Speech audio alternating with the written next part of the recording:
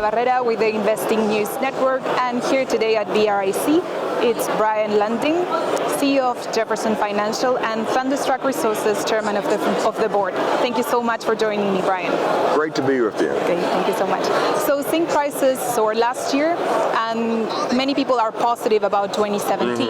What is your forecast for this year? Well, zinc did better than any other metal in 2016, and I don't think we'll see that kind of performance this year, but we're still going to see a very good performance.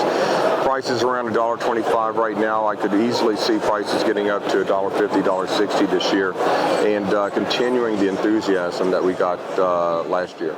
Okay, but there are some concerns that Glencore may reopen its mines. Do you think that will happen, and how will it impact the market? I think that's always a concern for zinc and base metals in general, but what you see in the zinc market is that as new mines come on or are reopened, they're simply replacing production from mines that are closing. And what we've seen in zinc is that metal stocks have come down. They're near 5-year lows.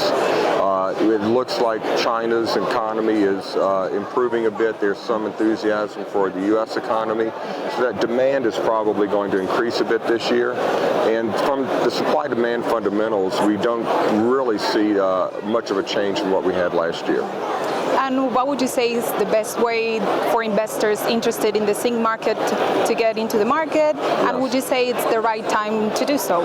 I definitely think it's the right time to do so. About the only way to do so is through zinc equities, whether you're looking at the major producers or some of the junior explorers. There's not a lot of options out there, though, for zinc, especially in the junior explorers. Okay, and you're now also the chairman of the board of Thunderstruck Resources. What do you like about the company? Well, the company has a significant land position in Fiji. It actually controls about 4% of the main island of Fiji, including 2 discoveries that were made by Anglo-American in the 1970s that were lay fallow for decades and weren't explored on. It includes high-grade zinc and copper intersections at mineable widths, and what we're doing right now is looking to follow up on those discoveries that were made by Anglo in the 1970s. 2 separate discoveries. We're entertaining some majors and other operators for potential joint ventures on the property, and that's our goal, is to joint venture those 2 and a couple of other prospects that we have in the land position as well that are actually gold as well. Okay, that's great. And finally, Brien, aside from zinc, what other commodities will you be watching this year?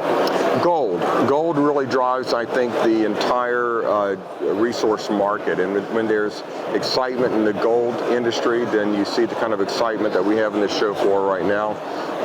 It spreads the money into all the other sectors, including some of the base metal exploration plays.